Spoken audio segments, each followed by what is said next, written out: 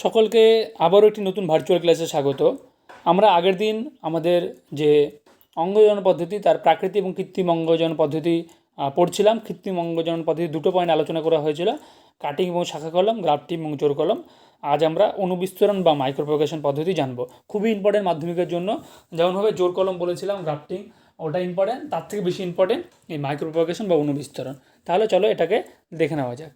কৃত্রিম অঙ্গজন পদ্ধতির এই যে মাইক্রোপ্রোপাগেশন বা অনুবিস্তরণ যে পদ্ধতি রয়েছে সেটা সম্পর্কে আমরা এখন জানবো। এর আগের দিনে যে আমরা গ্রাফটিংয়ের যেটা দেখেছিলাম, শিওন গ্রাফটিং, তারপরে স্টক, তারপরে হলো বার্ড গ্রাফটিং। এখানে দেখো শিওন গ্রাফটিং, বার্ড গ্রাফটিং সেই ছবিটা আছে এখানটা। এবার মাইক্রোপ্রোপাগেশন পদ্ধতি এখান থেকে আমরা আজকে জানবো, অনুবিস্তরণ বা মাইক্রোপ্রোপাগেশন পদ্ধতি। মাইক্রো কথাটার অর্থই কি জানি আমরা, অতি ক্ষুদ্র। এখানে প্রাকৃতিকভাবে কোষের কলা বা যে ছোট টুকরো, সেই ছোট টুকরোকে বোঝানো হয়েছে। ক্ষুদ্র টুকরো বা উপাদান যেটা রয়েছে সেই উপাদানটিকে একটি বিশেষ কর্ষণ দ্রবণ, কালচার মিডিয়া, অর্থাৎ যেখানে বড় হয়ে দেখবে যে বায়োলজি যখন ল্যাবে কাজ করবে, দেখবে যে কালচার মিডিয়া নিয়ে কাজ করতে হবে। তোমাকে যে কোনো জিনিস বৃদ্ধি করতে গেলে তুমি তার ওখানটায় তোমাকে কোনো মানুষ দিয়ে দেবে না বা কোনো জীব দিয়ে দেবে না, তোমাকে কোষ নিয়ে কাজ করতে হবে। তো কোষ তো তুমি বারবার করে নিতে পারবে না বা কালেক্ট করতে পারবে না, তা তোমাকে কী করতে হবে, কোষটাকে কালচার করতে হবে। তো যার ভেতরে কোষটাকে কালচার করা হয় সেটাকে বলা হয় কালচার মিডিয়া, হলো। তো এই যে কালচার মিডিয়া রয়েছে, সেই কালচার মিডিয়া বা কর্ষণ যে দ্রবণ রয়েছে, কর্ষক নয় কিন্তু কর্ষণ, কর্ষণ দ্রবণ, তার ভিতরে সেই যে অতি ক্ষুদ্র যে টুকরোগুলো কোষ বা কলার, সেই কলার বা কোষের টুকরোগুলোকে বৃদ্ধি ঘটানো হয়। এই কর্ষণ দ্রবণটির ভেতরে পরিপোষক, অক্সিন এবং সাইটোকাইনিন যে হরমোন, সেই হরমোন দিয়ে এই কর্ষণ দ্রবণটা যেটা রয়েছে, সেই কর্ষণ দ্রবণ বা কালচার মিডিয়াটা প্রস্তুত করা হয়। প্রধানত কলাকর্ষণ পদ্ধতি, অর্থাৎ এই যে আমাদের মাইক্রোপ্রোপাগেশন পদ্ধতিতে এই জিনিসটা ব্যবহার করা হয়। এবার মাইক্রোপ্রোপাগেশন পদ্ধতিটা কি সেটা নিয়ে আমরা আলোচনা করি। ফার্স্ট আমাদের কাজ যে একটা উপযুক্ত উদ্ভিদ নির্বাচন, যে কোন উদ্ভিদটার আমি এই মাইক্রোপ্রোপাগেশন পদ্ধতি তার থেকে নতুন উদ্ভিদ তৈরি করতে চাই। তাহলে ফার্স্টে যখন উদ্ভিদ নির্বাচন হয়ে গেল, এবার উদ্ভিদ নির্বাচনে উদ্ভিদের উপযুক্ত অঙ্গ নির্বাচন। এবার উপযুক্ত অঙ্গ যখন নির্বাচন করলাম, উপযুক্ত অঙ্গটা কী হতে পারে, কোনো কলা হতে পারে, কোনো কোষ হতে পারে, কোনো মুকুল হতে পারে। কলা, কোষ বা মুকুল আমরা নির্বাচন করলাম। এবার তারপরে হলো আমরা যে কালচারের মধ্যে কালচার মিডিয়া যেটা রয়েছে, সেই কালচার মিডিয়ার ভিতরে রেখে উপাদানটাই বৃদ্ধি ঘটানো হলো।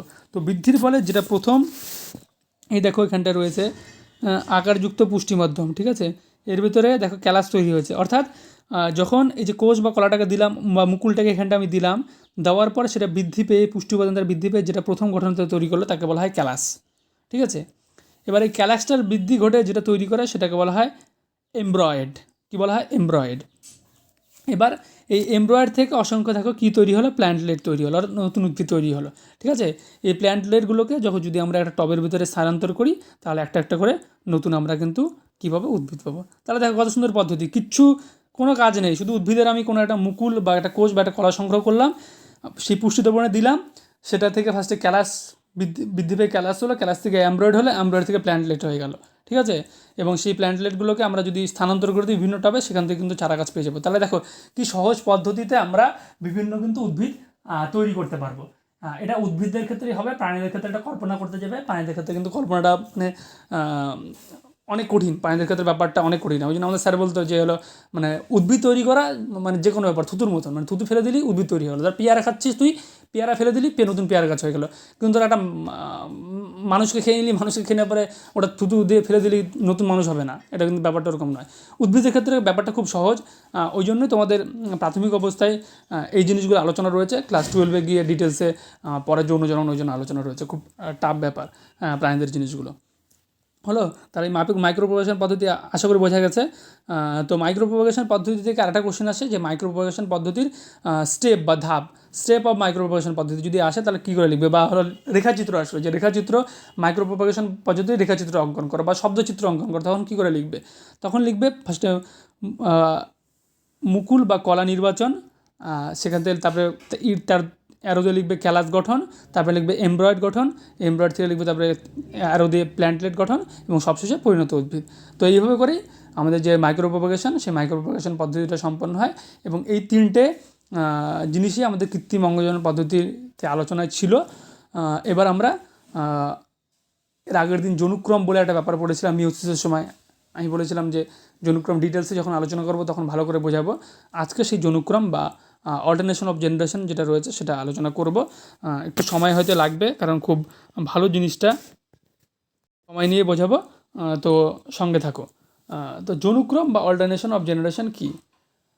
দেখো, এটা আমরা এখানটায় ফার্ন যেটা রয়েছে টেরিডোফাইট উদ্ভিদ, সেই ফার্নের ক্ষেত্রে এই যে জনুক্রম যে পদ্ধতিটা রয়েছে সেই জনুক্রম পদ্ধতিটা পড়ব। তো জনুক্রম পদ্ধতিটা কি? জনুক্রম পদ্ধতি হলো জীবের জীবনচক্রের রেণুধর জনু অর্থাৎ ডিপ্লয়েড জনু এবং একবার লিঙ্গধর জনু বা হ্যাপ্লয়েড জনু যে পর্যায়ক্রমিক আবর্তন, আমি ওখানটা বলেছিলাম ডিপ্লয়েড থেকে হ্যাপ্লয়েড, হ্যাপ্লয়েড থেকে ডিপ্লয়েড হলো। এই ডিপ্লয়েড থেকে হ্যাপ্লয়েড এবং হ্যাপ্লয়েড থেকে ডিপ্লয়েড জনুর যে পর্যায়ক্রমিক আবর্তন, এই আবর্তনটাকে বলা হয় জনুক্রম, একদম সহজ ভাষায়। ডিপ্লয়েড থেকে হ্যাপ্লয়েড, হ্যাপ্লয়েড থেকে ডিপ্লয়েড, এর চক্রাকার আবর্তন, তাকে বলছি আমরা কি? জনুক্রম। এবার তোমাকে এখানটা ভালো করে মাথায় রাখতে হবে দুটো টার্ম। যেটা ডিপ্লয়েড জনু রয়েছে সেই ডিপ্লয়েড জনুটা হলো রেণুধর জনু। কী মাথায় রাখবে? ডিপ্লয়েড জনুটা হলো রেণুধর জনু, আর যেটা আমাদের হ্যাপ্লয়েড জনু সেই হ্যাপ্লয়েড জনুটা হলো লিঙ্গধর জনু। কারণ শর্ট কোশ্চেন হিসেবে বারবার দেয়। হ্যাঁ, সেখানে আমরা যখন ফাইনালটাতে পড়বো দেখবো যে কোনটা রেণুধর জনু আর কোনটা লিঙ্গধর জনু, বিভিন্ন নাম পড়বো যখন। হ্যাঁ, তাহলে মাথায় রাখবো যে রেণুধর জনুটা যেটা হয় সেটা ডিপ্লয়েড প্রকৃতির হয়, আর লিঙ্গধর জনুটা হলো হ্যাপ্লয়েড প্রকৃতির হয়। ঠিক আছে? এবার এই ডিপ্লয়েড দশায় নিউক্লিয়াসে আমরা 2n সংখ্যক ক্রোমোজোম দেখতে পাই, এবং হ্যাপ্লয়েড দশায় আমরা জানি যে n সংখ্যক ক্রোমোজোম থাকে।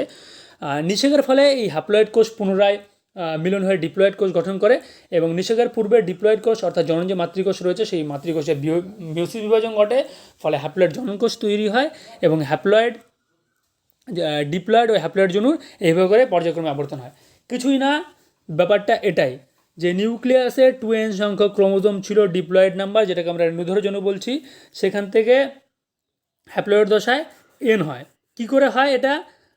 যখন নিষেক রয়েছে, নিষেকের পূর্বে যে ডিপ্লয়েড যেটা রেণুধর জনু ছিল সেখানে মিওসিস হবে, আমি বলেছিলাম ওই জন্য মিওসিস হবে, হ্যাপ্লয়েড তৈরি হবে, যখন নিষেক বা ফার্টিলাইজেশন হবে তখন আবার 2n হয়ে যাবে।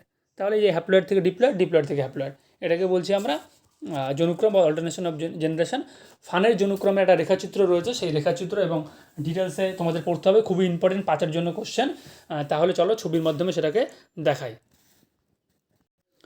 জনুক্রমে আমরা সংজ্ঞা এবং জনুক্রমে যে রেখাচিত্র এবং বিস্তারিত যে আলোচনা, সেই আলোচনায় আসবো আর ছবির মাধ্যমে। ফানের জীবনচক্রে আমরা সেটা জিনিসটা দেখতে পাবো যে 2n থেকে n এ মিলনের ফলে আবার 2n তৈরি হবে। দেখো, পরিণত যে ফান্ড রয়েছে সেই পরিণত উদ্ভিদে রেণুধর যে উদ্ভিদ, সেই রেণুধর উদ্ভিদদের আমরা 2n সংখ্যক ক্রোমোজোম দেখতে পাই। ঠিক আছে, ডিপ্লয়েড নাম্বার।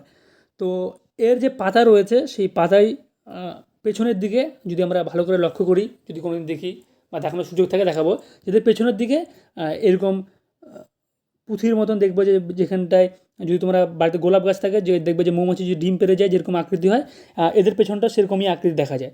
তো এটাকে বলা হয় রেণুপত্র। তো রেণুপত্রে এই যে রেণুগুলো থাকে এটাকে বলা হয় সোরাস। ঠিক আছে, এবং সোরাসের ভিতরে রেণুস্থলীর ভেতরেও তাহলে ক্রোমোজোম নাম্বার কী হবে? 2n।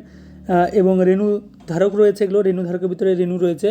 এবার এই যে রেণু মাতৃকোষ, এখান থেকে এই রেণুপত্র বা সোরাস থেকে রেণুস্থলী রেণু ধারক হলো, এখান থেকে রেণু মাতৃকোষ তৈরি হলো, সেই রেণু মাতৃকোষটা থেকে রেণু তৈরি হবে। এবার যখন রেণু মাতৃকোষ থেকে রেণু তৈরি হবে, 2n রেণু মাতৃকোষ, ভালো করে মাথায় রাখো, এই 2n থেকে যখন রেণু তৈরি হবে এই জায়গাটায় ঘটে মিওসিস। দেখো এই জায়গাটায় ঘটেছে কি? মিওসিস ঘটেছে রেণু মাতৃকোষ থেকে রেণু উৎপন্ন হওয়ার সময়। পরিণত রেণুধর উদ্ভিদ 2n, রেণুপত্র বা সোরাস আছে তখনও 2n, রেণুস্থলীতে যখন রেণু আছে তখনও 2n, রেণু মাতৃকোষেও 2n। এবার রেণু মাতৃকোষ থেকে যখন রেণু হবে তখন হবে কি? মিওসিস ঘটবে, তখন হবে n। এবার এই সময় এই যে রেণু যখন তৈরি হয়েছে এই সময় উদ্ভিদের যে দেহটা, সেই দেহটাকে বলা হয় লিঙ্গধর দেহ। কী বলা হয়? লিঙ্গধর দেহ। ঠিক আছে, ভালো করে মাথায় রাখো। আমি ওই জন্য প্রথমে বলেছিলাম যে যে এদের ক্ষেত্রে যেটা লিঙ্গধর জনুটার হয় বা লিঙ্গধর দেহটা হয় সেটা কিন্তু n সংখ্যক হয়, সংখ্যার সময় বলেছিলাম। আর রেণুধর যেটা জনু রয়েছে সেই রেণুধর জনুটা 2n সংখ্যক হয়। এখানে দেখতেই পেলে রেণুধর জনুটা 2n আর লিঙ্গধর জনুটা কি? n সংখ্যক।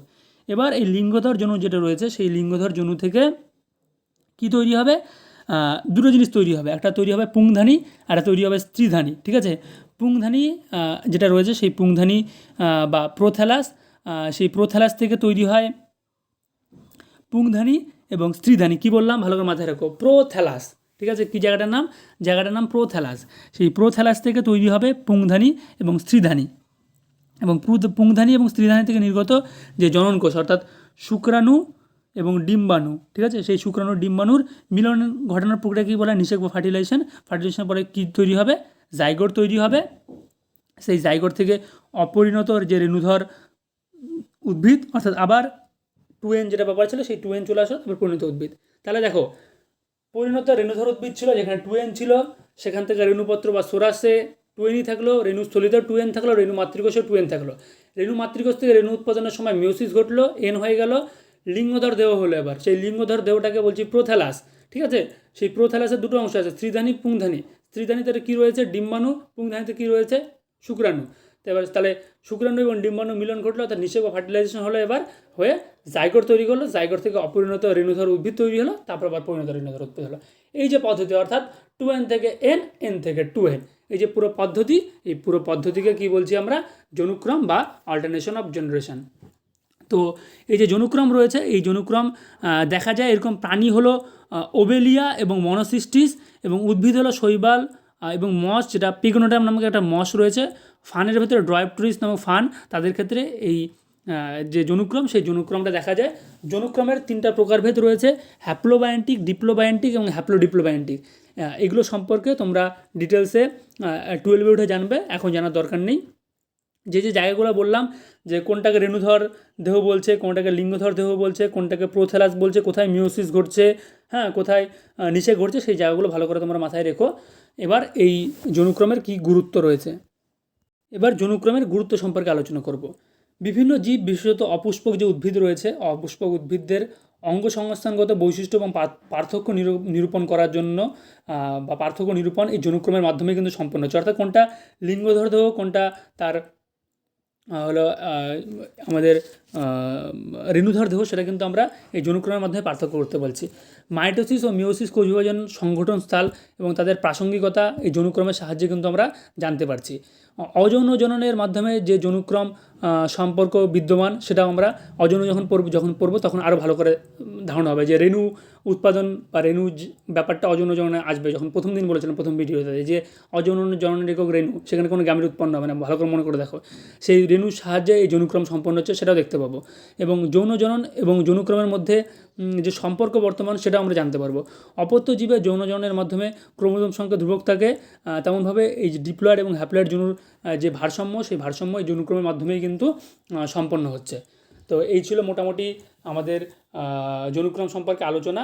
হ্যাঁ, নেক্সট ভিডিওতে আমরা অযৌন জননের যে প্রকারভেদগুলো রয়েছে, সেই প্রকারভেদগুলো আস্তে আস্তে আলোচনা করব। আজ এখানে শেষ করছি, সবাই ভালো থেকো।